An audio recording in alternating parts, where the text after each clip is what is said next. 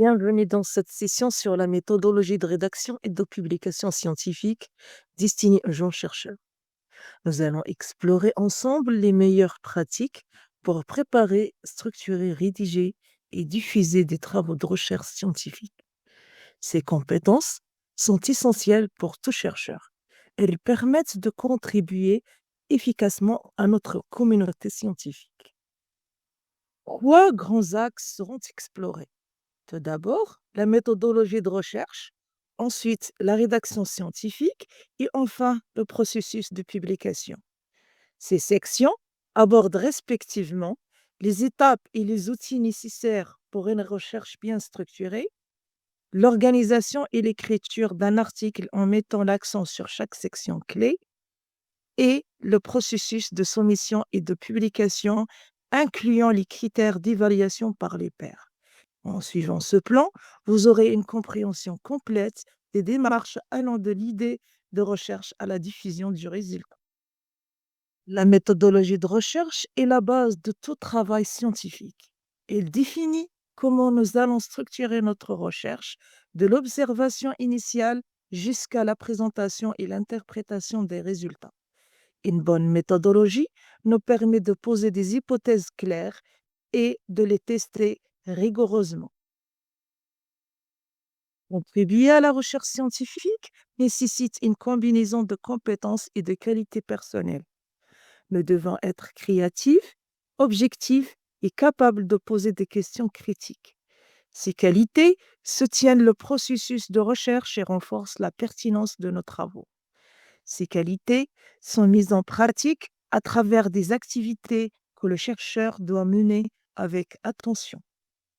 Tout d'abord, l'activité d'acquérir. Cette activité consiste à rechercher et rassembler des informations et données pertinentes en fonction des objectifs de la recherche. Il englobe la recherche documentaire, l'exploration de bases de données et la collecte de données terrain via l'expérimentation, l'observation ou l'enquête. L'acquisition d'informations demande une planification minutieuse pour s'assurer que les données sont complètes, fiables et représentative. L'activité suivante est l'activité de manipuler. Une fois les données acquises, il faut les organiser, analyser et interpréter. Cette activité implique des opérations comme l'application de techniques statistiques, le traitement des données expérimentales, la modélisation ou la simulation. La manipulation exige rigueur et esprit critique pour garantir que les méthodes sont bien adaptées aux données afin de transformer les informations brutes en résultats interprétables. Enfin, l'activité de diffuser, qui permet de partager les résultats et les conclusions avec la communauté scientifique et potentiellement avec le grand public. Il se fait par des publications dans des revues, des présentations en conférences ou des articles de vulgarisation. Diffuser les résultats demande de savoir structurer les idées de manière logique, de rédiger avec clarté et de choisir les canaux de communication les plus efficaces pour atteindre le public cible. Cela permet d'amplifier l'impact de la recherche et de contribuer à l'avancement du domaine étudié. Aussi spectaculaire soit-il, un travail de recherche scientifique n'est considéré complet que lorsqu'il est publié. Pour contribuer de manière significative à la recherche scientifique, il est essentiel de posséder certaines qualités et de suivre un processus méthodique rigoureux. Tout commence par l'observation. C'est l'habilité à remarquer des détails, des variations et des anomalies dans un phénomène. Une observation minutieuse est la base de toute hypothèse de recherche, car il permet de cerner un problème ou une question à approfondir. Ensuite vient l'esprit d'examen, qui nous pousse à investiguer et à poser des questions sur ce que nous observons. Cet esprit d'analyse nous aide à explorer en profondeur les aspects d'un sujet, à comprendre ses nuances et à envisager différents angles d'étude. La rigueur est une qualité indispensable pour garantir la fiabilité des résultats. Il consiste à respecter strictement les protocoles scientifiques et les étapes méthodologiques, en veillant à ce que chaque opération soit menée de façon précise et systématique. La rigueur permet d'assurer que les résultats obtenus sont valides et reproductibles. L'objectivité est également cruciale. Elle ne permet de traiter les données et les résultats de manière impartiale, en évitant les biais personnels ou les interprétations subjectives. Être objectif, c'est laisser parler les données indépendamment de nos attentes ou préférences. Enfin, l'esprit scientifique et la créativité viennent compléter ce processus. L'esprit scientifique pousse à rester curieux, ouvert aux nouvelles découvertes et prêt à réviser ses hypothèses à la lumière de nouvelles données. La créativité, quant à elle, permet de poser des questions nouvelles et de trouver des solutions innovantes aux problèmes complexes. Elle ouvre la voie à des approches originales et à des découvertes significatives, permettant ainsi aux chercheurs de repousser les limites de savoir. Ces qualités, lorsqu'elles sont combinées, permettent de suivre un processus de recherche méthodique et rigoureux, assurant que chaque découverte repose sur des bases solides et contribue à l'avancement des connaissances scientifiques. Ces qualités et ces activités sont interdépendantes et permettent aux chercheurs de produire un travail de qualité pertinent et utile pour la communauté scientifique. Les documents scientifiques se déclinent en plusieurs formats, chacun ayant un objectif spécifique pour répondre aux besoins de communication dans le domaine de la recherche. Il est essentiel de comprendre les caractéristiques de chaque type pour choisir celui qui convient le mieux à la diffusion des travaux. Voici une description détaillée des principaux formats. L'article scientifique est le format le plus courant pour présenter des résultats originaux, publiés dans des revues à comité de lecture. Il est structuré selon une méthode rigoureuse suivant sur la forme IMRAD, c'est-à-dire introduction, méthode, résultat, discussion. Les articles peuvent être des recherches complètes, des revues de littérature simple systématique ou des analyses bibliométriques. Chacune ayant un objectif spécifique, contribuer avec de nouvelles données, rapporter des résultats préliminaires ou synthétiser l'état de l'art sur un sujet donné. Les actes de conférence ou proceedings regroupent les résumés ou les articles présentés lors de conférences scientifiques. Ce format permet aux chercheurs de partager rapidement leurs résultats et de recueillir des retours de la communauté avant une éventuelle publication dans une revue. Ils sont souvent soumis à un processus de sélection rigoureux, mais sont généralement moins détaillés que les articles de revue. Les livres scientifiques sont des formats destinés à présenter une étude ou une analyse approfondie sur un domaine spécifique. Contrairement à l'article, il permet une exploration détaillée de plusieurs aspects d'un sujet. Les livres peuvent être destinés à des spécialistes, comme des ouvrages académiques, ou à un public plus large, comme les ouvrages de vulgarisation. Ils jouent un rôle clé dans la diffusion des connaissances théoriques et méthodologiques. Les posters et les résumés sont des formats brefs conçus pour partager les découvertes dans des contextes académiques ou de congrès. Le poster, visuel et synthétique, est présenté lors de sessions spécifiques et vise à engager le public dans des discussions interactives. Les résumés, quant à eux, donnent un aperçu rapide des travaux et servent souvent d'introduction aux articles ou présentations. La thèse est un travail de recherche approfondi qui couvre un sujet de manière exhaustive. Nécessaire pour l'obtention d'un diplôme de doctorat, il documente l'intégralité du processus de recherche, des bases théoriques aux conclusions pratiques.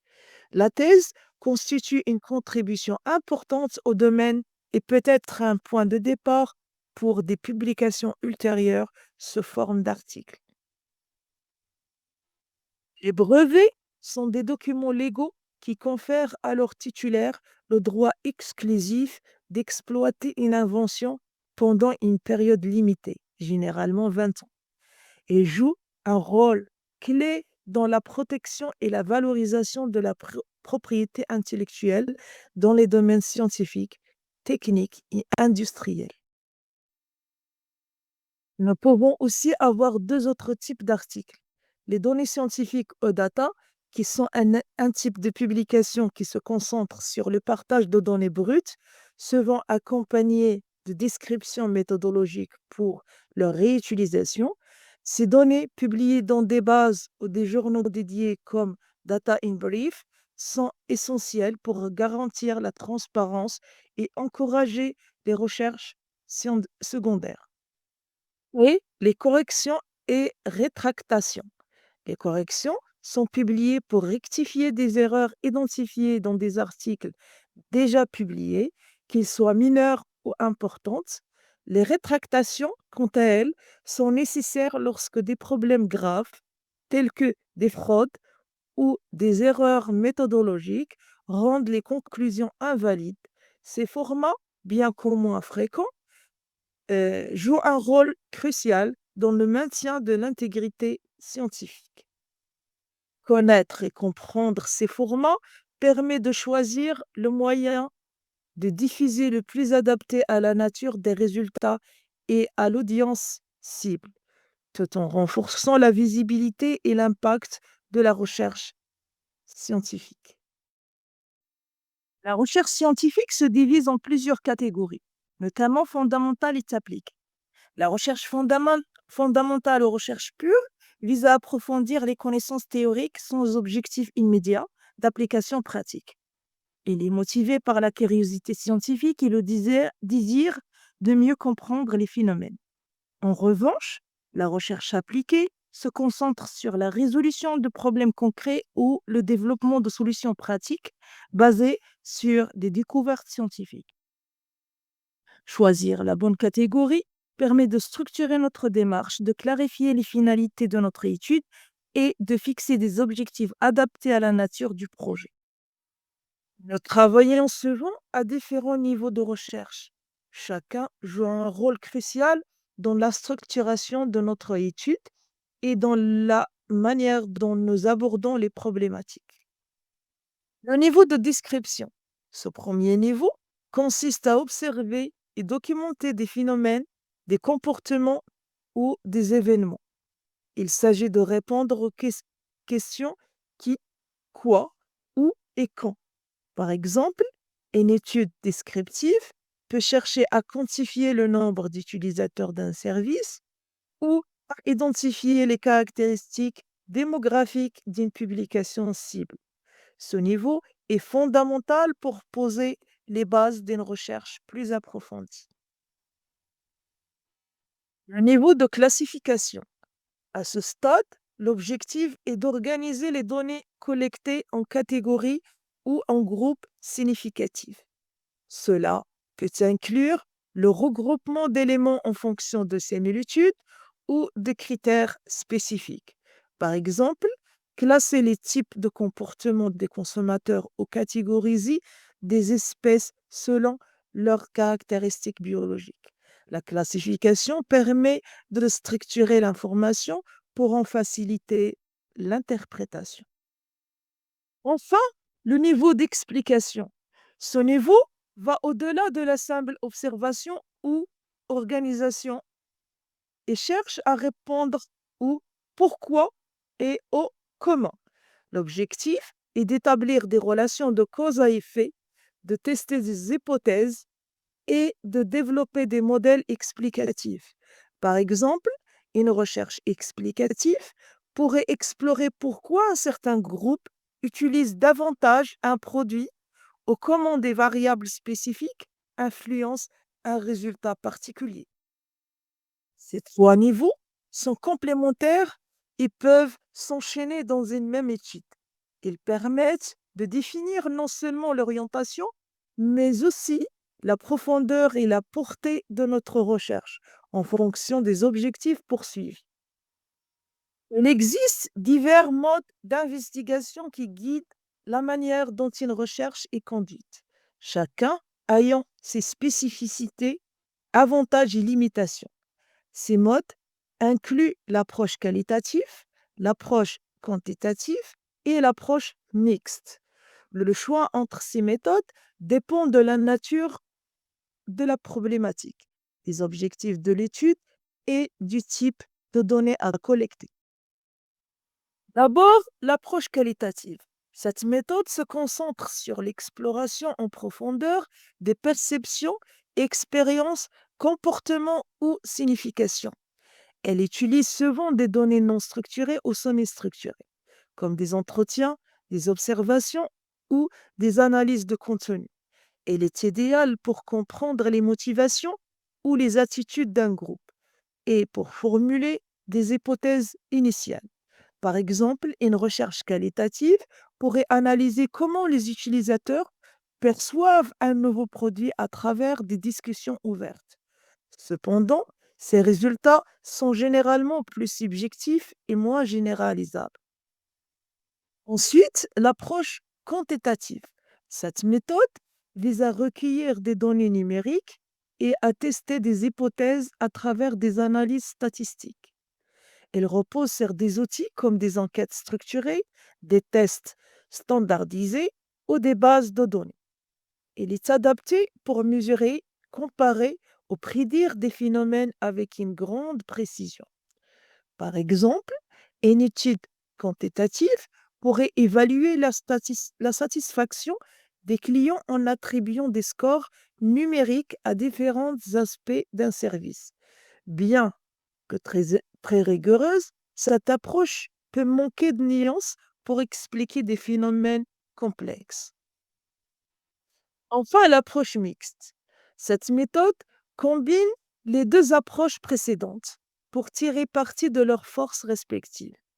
Il permet de collecter à la fois des données riches en profondeur et des résultats généralisables. Par exemple, une étude mixte pourrait commencer par des entretiens qualitatifs pour explorer une problématique, suivie d'une enquête quantitative pour valider les observations à une plus grande échelle. Cette approche est particulièrement puissante pour répondre à des questions complexes nécessitant des perspectives multiples, mais il demande des ressources importantes pour sa mise en œuvre. Ainsi, le choix du mode d'investigation dépend étroitement des objectifs de l'étude, du type de données nécessaires et des contraintes pratiques comme le temps et les ressources disponibles. Intéressons-nous d'abord à l'approche qualitative. Cette approche vise à recueillir des données observables et quantifiables. Par exemple, la consommation des ménages croît avec le revenu. L'enquête quantitative permet, après la collecte de données, de mesurer des opinions ou des comportements. Il permet également de décrire les caractéristiques d'une population ayant une opinion ou un comportement particulier. Cette approche quantitative se distingue par sa focalisation sur la collecte et l'analyse de données mesurables et numériques. Il repose sur des outils standardisés et des méthodologies rigoureuses qui garantissent la fiabilité et la validité des résultats. Commence d'abord par la collecte de données mesurables. Les données sont obtenues par des moyens tels que les enquêtes ou les questions fermées, les expériences contrôlées, les observations quantitatives ou les analyses de bases de données. Ces données sont souvent exprimées en chiffres, ce qui facilite leur traitement statistique.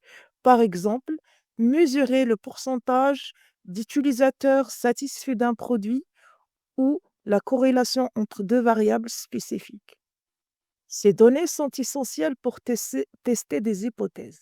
L'un des objectifs majeurs de l'approche quantitative est de vérifier des hypothèses prédéfinies. Cela implique l'identification de variables indépendantes et dépendantes, ainsi que la conception d'un protocole rigoureux pour établir des relations causales ou de corrélation. Cette méthode est particulièrement utile pour répondre aux questions de type: quelle est l'efficacité d'une intervention donnée ou quel facteur influence un comportement spécifique? Il permet la production de résultats statistiques fiables. En effet, l'approche quantitative utilise des techniques comme la régression, les tests de significativité, l'analyse multivariée ou encore les modèles prédictifs pour analyser les données. Ces analyses fournissent des résultats robustes, généralisables à une population plus large lorsque l'échantillon est représentatif.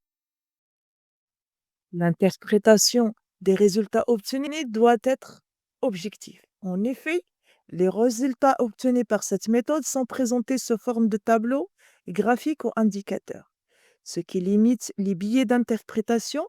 Cette objectivité est un atout majeur pour éclairer la piste de décision dans des domaines allant des sciences sociales aux sciences naturelles et économiques. Toutefois, malgré ces avantages, l'approche quantitative a des limites. Il peut négliger les aspects contextuels ou subjectifs d'un phénomène et requiert souvent des ressources importantes pour collecter des données fiables à grande échelle.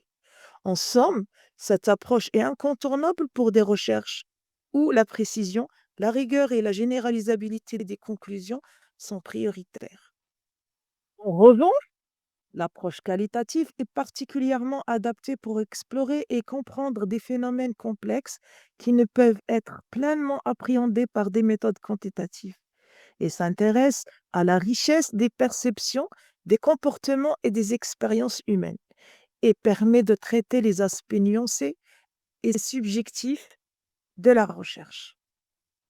L'approche qualitative est souvent utilisée lorsque les questions de recherche nécessitent une compréhension approfondie des dynamiques, des contextes ou des significations.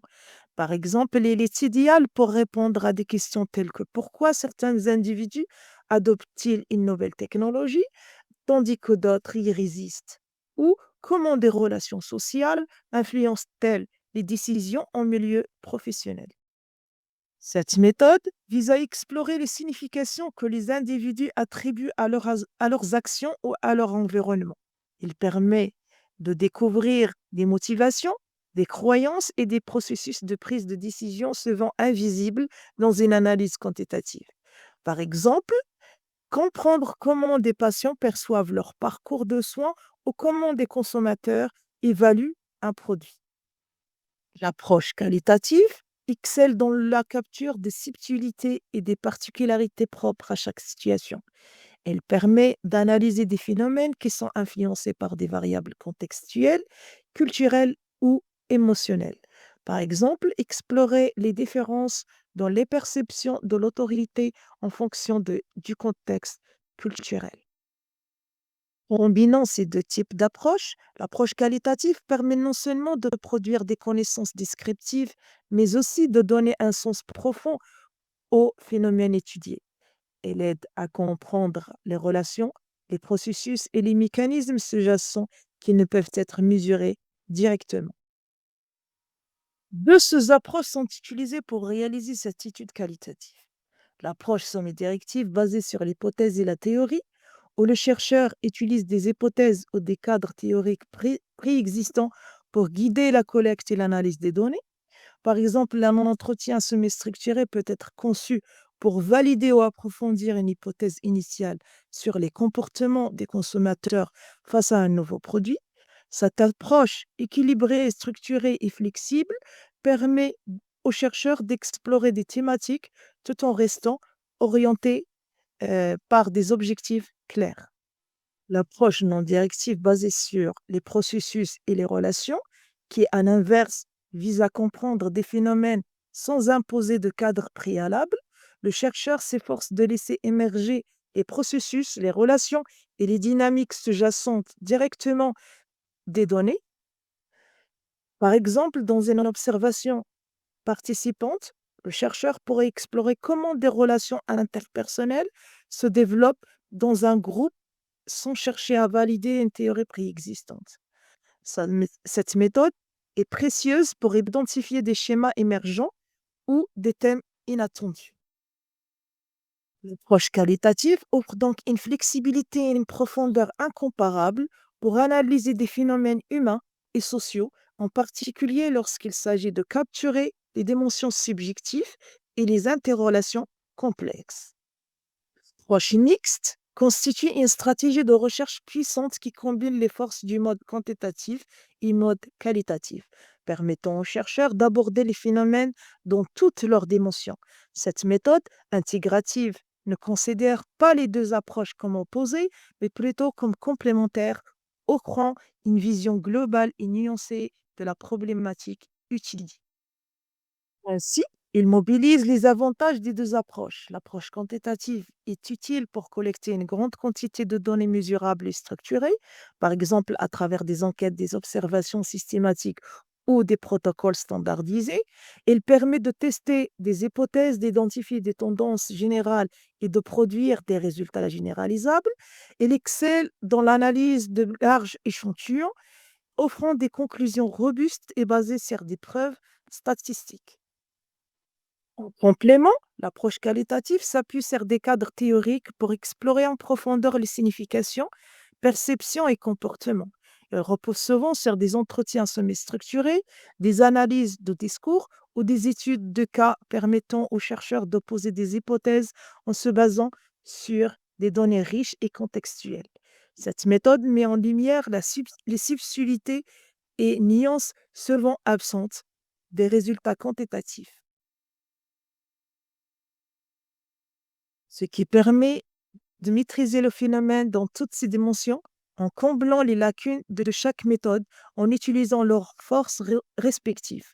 Par exemple, les résultats quantitatifs peuvent fournir un aperçu global ou une tendance générale d'un phénomène comme le taux de satisfaction de clients.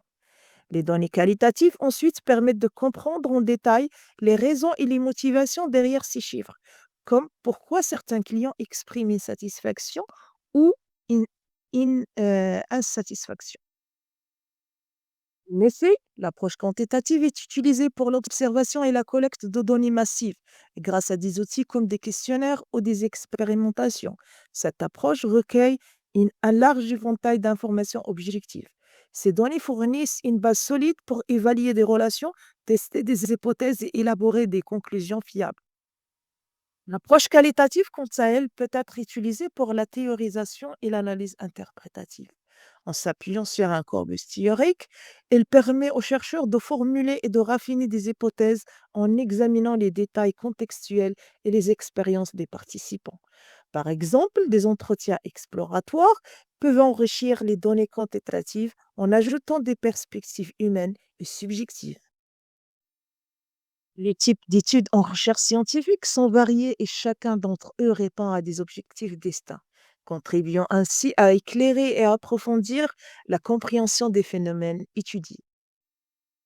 L'étude exploratoire vise à comprendre un phénomène peu connu ou mal défini, souvent en posant les bases pour des recherches futures.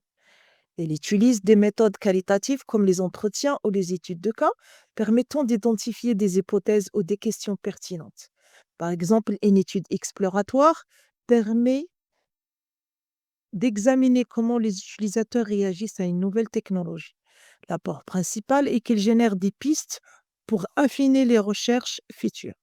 En revanche, l'étude explicative cherche à établir des relations causales en manipulant des variables et en analysant des données quantitatives. Par exemple, une étude pourrait tester comment une campagne de marketing influence les ventes d'un produit. Elle offre des résultats robustes en expliquant les mécanismes sous-jacents d'un phénomène. L'étude descriptive se concentre sur la caractérisation d'un phénomène sans chercher à en expliquer les causes. Elle repose sur des enquêtes, des observations et des statistiques descriptives pour dresser un portrait détaillé du sujet étudié, comme une étude des habitudes alimentaires d'une population. Il permet de collecter des données factuelles qui servent de base à des recherches plus approfondies. L'étude corrélationnelle, quant à elle, examine les relations entre plusieurs variables sans établir de causalité. Il utilise des analyses statistiques pour identifier les liens, comme d'examen de la relation entre l'utilisateur des réseaux sociaux et le bien-être. Son apport est de fournir une première compréhension des associations entre variables utiles pour des études explicatives ultérieures.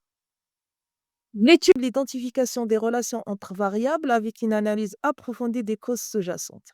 Elle commence par observer leurs corrélations, puis cherche à expliquer pourquoi ces liens existent, en utilisant des analyses statistiques et avancées. Par exemple, une étude pourrait identifier une corrélation entre la satisfaction au travail et la productivité, puis analyser les facteurs qui expliquent cette relation. L'apport est de lier les observations empiriques avec des explications théoriques permettant de mieux comprendre les mécanismes qui régissent le phénomène. L'étude expérimentale est conçue pour tester des hypothèses en manipulant des variables indépendantes pour observer leur effet sur des variables dépendantes. Elle repose sur des expériences contrôlées, comme tester l'effet d'un programme de formation sur les performances des employés. Elle offre des conclusions solides sur les relations de cause à effet. L'étude explicative, souvent complémentaire, cherche à comprendre les mécanismes sous-jacents, comme analyser pourquoi un programme de formation améliore certaines compétences. Enfin, l'étude prédictive utilise des données historiques et des modèles statistiques pour anticiper les résultats futurs, comme prédire la demande d'un produit sur le marché. Elle est précieuse pour la prise de décision stratégique en fournissant des prévisions fondées sur des tendances observées. Dans le cadre de recherche scientifique, différentes stratégies de vérification sont utilisées pour tester des hypothèses, valider des théories ou recueillir des données fiables sur un phénomène. Et ces stratégies varient en fonction des objectifs de la recherche, du type de données recherchées et des contraintes pratiques. L'observation est une stratégie de vérification fondamentale dans les études qualitatives. Il consiste à observer directement les phénomènes dans leur contexte naturel, sans intervenir ni manipuler les variables.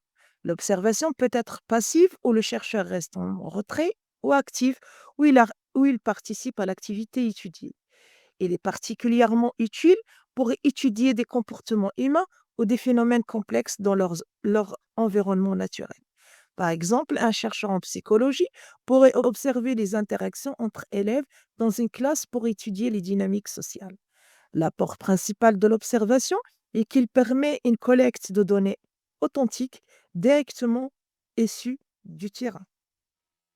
La stratégie expérimentale repose sur un contrôle rigoureux des variables et sur la manipulation d'une ou plusieurs variables indépendantes pour observer l'effet sur des variables dépendantes. Elle est utilisée pour établir des relations de cause à effet et permet de tester des hypothèses de manière précise. Par exemple, une étude pourrait tester l'impact d'un programme de formation sur la performance des employés en comparant un groupe expérimental ayant suivi la formation à un groupe témoin n'ayant pas suivi la formation. L'expérience permet de contrôler les facteurs de confusion et de réduire les biais, ce qui garantit des résultats fiables et reproductibles. La stratégie quasi expérimentale est similaire à la stratégie expérimentale, mais sans assignation aléatoire des participants au groupe. Cela signifie que les chercheurs ne contrôlent pas entièrement la sélection des groupes ou les variables externes, ce qui limite la possibilité d'établir une relation de cause à effet directe. Par exemple, une étude pourrait comparer les résultats d'une politique éducative avant et après sa mise en œuvre dans des écoles sélectionnées, mais sans randomiser l'affectation des écoles aux différents traitements. Bien qu'il ne permet pas de conclusion aussi robuste que l'expérience pure, la stratégie assez expérimentale reste inutile dans des situations où un contrôle total est impossible ou peu éthique. L'enquête est une stratégie de collecte de données qui repose sur des questionnaires, des entretiens ou des sondages pour obtenir des informations directement auprès des participants. Elle est particulièrement utile pour collecter des données sur des attitudes, opinions, comportements ou caractéristiques d'une population. Par exemple, une enquête peut être menée pour évaluer la satisfaction des clients vis-à-vis d'un produit. Cette méthode est flexible et permet de traiter un grand nombre de répondants, mais elle nécessite des outils bien conçus pour garantir la validité et la fiabilité des réponses. L'étude de cas est une stratégie d'investigation approfondie d'un phénomène dans un contexte spécifique. Il permet d'étudier un sujet sous tous ses angles et d'en explorer les dimensions uniques, en s'appuyant sur des données qualitatives ou quantitatives collectées sur un cas particulier, qu'il s'agisse d'une personne, d'une organisation, d'un événement ou d'un processus. Par exemple, une étude de cas pourrait se concentrer sur la manière dont une entreprise a réussi à mettre en place une stratégie de développement durable. L'étude de cas permet une compréhension détaillée et contextuelle, mais ces résultats ne sont pas toujours généralisables à d'autres situations. La recherche-action est une stratégie qui combine recherche et action pratique. Elle implique des chercheurs et des participants dans un processus collaboratif visant à résoudre un problème concret tout en générant des connaissances. Ce type de recherche est souvent utilisé dans les domaines de l'éducation, de la santé ou du travail social, où l'objectif est de mettre en œuvre des changements tout en analysant des effets de ces interventions.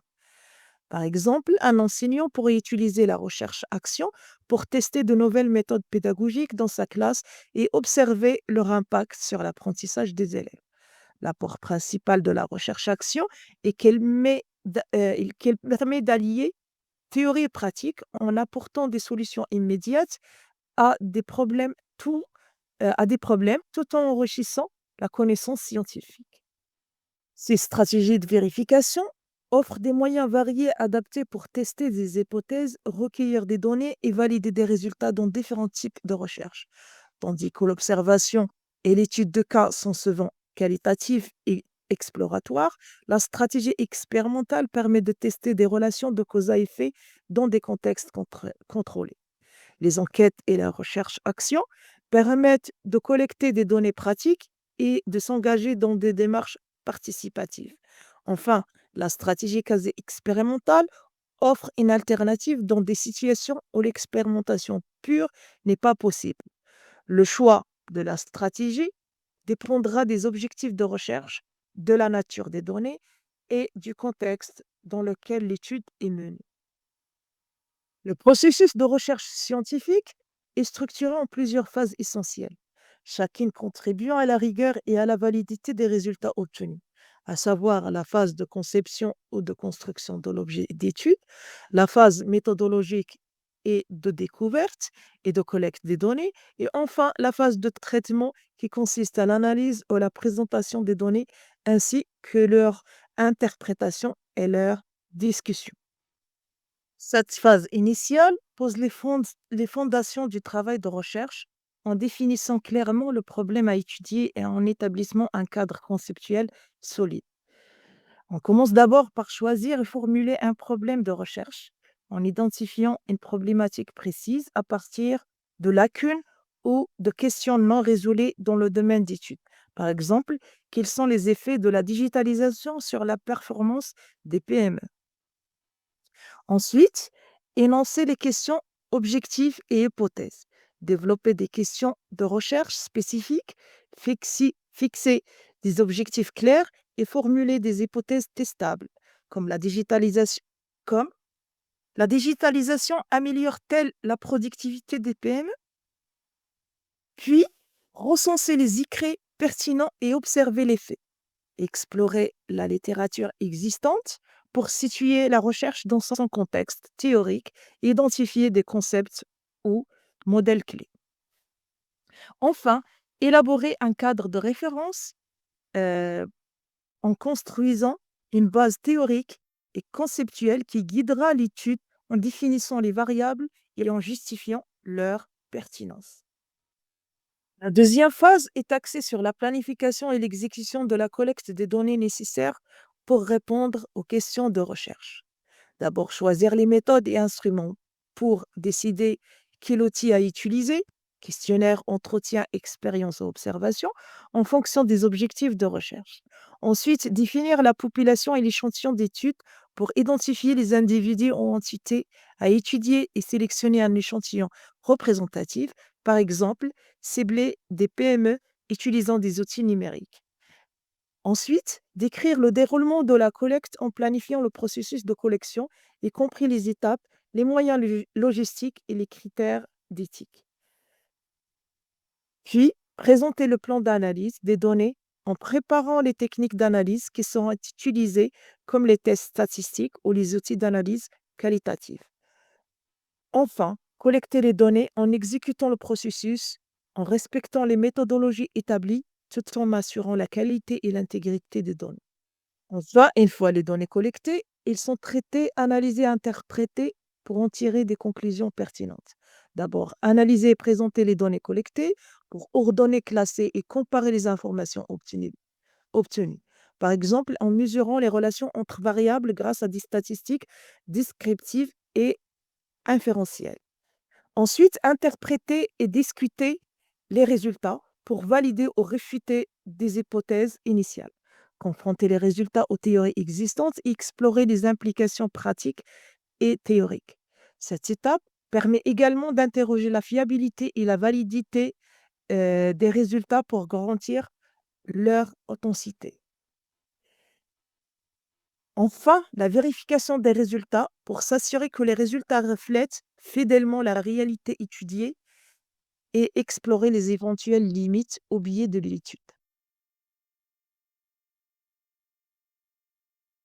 Les logiciels de gestion bibliographique sont des outils essentiels pour les chercheurs et étudiants, permettant d'organiser, gérer et intégrer efficacement les références dans leurs travaux académiques. Ces logiciels offrent plusieurs fonctionnalités importantes.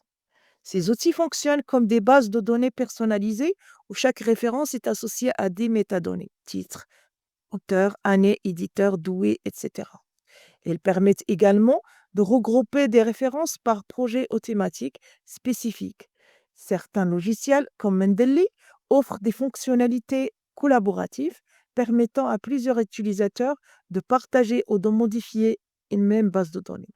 Les logiciels de gestion bibliographique intègrent des formats de citation standardisés tels que ESBD, APA et 3E MLA, entre autres. Cela garantit que les références sont présentées conformément aux exigences des éditeurs ou revues académiques.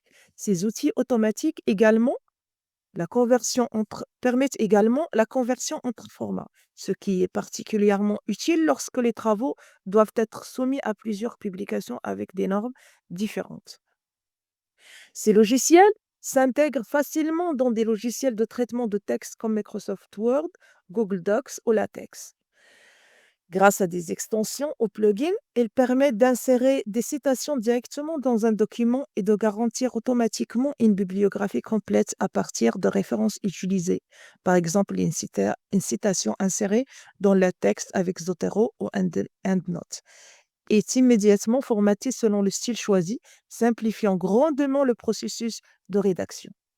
Des logiciels comme Zotero, Endpoint, EndNote ou Mendeley permettent de créer des bases de données de référence à partir de sources diverses, comme les articles scientifiques, les livres, les chapitres d'ouvrages, les sites web, etc. Ces références peuvent être traitées par auteur, année, mots-clés ou titre, facilitant leur recherche et leur réutilisation. Cela réduit le temps consacré à la gestion manuelle et évite les erreurs d'omission ou de mise en forme. Ainsi, la gestion de nos références bibliographiques est un aspect important de la recherche. Des outils comme Endpoint, Mendeley et Zotero nous aident à organiser nos sources et à garantir la cohérence des citations. Chaque logiciel de gestion a ses propres spécificités en matière d'accessibilité et de compatibilité. Il est important de choisir celui qui répond le mieux à nos besoins en fonction de notre environnement de travail et de nos préférences. Des moteurs de recherche spécialisés tels que Scopus, Web of Science, Google Scholar, PubMed et ResearchGate jouent un rôle crucial dans le travail des chercheurs et des étudiants en facilitant l'accès à une vaste base de connaissances scientifiques. Ils sont des outils incontournables pour la recherche bibliographique, la veille scientifique et le suivi des avancées dans des domaines spécifiques. Ils lui permettent l'accès à une vaste base de travaux scientifiques. D'abord, Scopus, géré par Elsevier, est une base de données qui couvre une grande variété de disciplines allant des sciences exactes aux sciences sociales, avec une indexation de millions de publications provenant de revues, conférences, brevets et livres. Ils permettent aussi un suivi des citations avec des indicateurs comme le H-index, permettant d'évaluer l'impact d'un chercheur ou d'une publication. Il permet aussi d'analyser les tendances de recherche grâce à des outils visuels qui montrent les collaborations internationales, les disciplines émergentes et les revues influentes. Web of Science, produit par Clarivate Analytics, est particulièrement réputé pour ses données de citation et ses métriques de qualité. Il fournit des données bibliométriques pour évaluer les performances des institutions, des équipes de recherche et des chercheurs. Elle offre aussi des analyses précises des citations, y compris la reconnaissance des revues à impact élevé dans le journal Citation Report, G7. Il soutient aussi la recherche interdisciplinaire en couvrant des domaines variés et des publications de haute qualité. Google Scholar permet aussi de rechercher des articles scientifiques, thèses, livres, rapports et autres documents académiques à travers diverses disciplines. Il indexe les publications des les grandes revues, les archives institutionnelles et les documents accessibles en ligne. Grâce à son interface conviviale, il offre un accès rapide à des millions de références, souvent accompagnées de liens vers le texte intégral ou des résumés. PubMed, de son côté, est une base de données spécifique aux sciences de la santé et de la vie. Hébergée par la National Library of Medicine, NLM, elle fournit des informations détaillées sur des articles biomédicaux avec des résumés et des liens vers les éditeurs pour obtenir les documents complets. Enfin, ResearchGate est un réseau social académique conçu pour connecter les chercheurs et diffuser les travaux scientifiques, qui permet le partage direct des publications, y compris les préprints et les articles en libre accès. Elle offre aussi des outils pour poser des questions et collaborer avec d'autres chercheurs dans le monde entier. Elle offre aussi des statistiques détaillées sur les lectures, les citations et les téléchargements des publications partagées. Donc, chaque doctorant doit avoir un compte dans les différentes plateformes. Ces moteurs facilitent et optimisent la recherche bibliographique grâce à des outils et des options avancées comme les filtres de recherche. Ils permettent de cibler les résultats selon l'année de publication, l'auteur, le titre de la revue ou encore le type de document, article, revue systématique, méta-analyse ou autre. Elle offre aussi des outils de citation intégrés comme les résultats incluant souvent des formes de citation prêtes à l'emploi, APA, MLA et 3E, etc., ce qui facilite l'intégration des références dans un travail académique. Elle donne les liens vers des articles connexes en suggérant des documents similaires ou complémentaires permettant d'explorer un sujet en profondeur. Ils s'intègrent efficacement dans le workflow du chercheur à cause de leur compatibilité avec des logiciels de gestion bibliographique comme Zotero, Mendeley ou EndNote, facilitant ainsi l'importance directe des références trouvées. Et aussi à cause de leur accès mobile qui permet aux chercheurs de consulter rapidement des informations depuis n'importe quel appareil. Ils permettent aussi une veille scientifique et mise à jour pour rester informés des dernières publications et tendances dans un domaine. Les utilisateurs peuvent activer des alertes personnalisées pour recevoir des notifications par email dès qu'un nouvel article correspond à leurs critères est publié. Ils peuvent aussi sauvegarder des recherches et obtenir des mises à jour automatiques. Bien que puissants, ces outils nécessitent une utilisation judicieuse. Tous les documents ne sont pas accessibles gratuitement. Une institution académique ou un abonnement à des revues peut être requis pour accéder à certains articles en texte intégral. L'évaluation critique reste essentielle pour distinguer les sources fiables des documents moins rigoureux ou des préprints non révisés.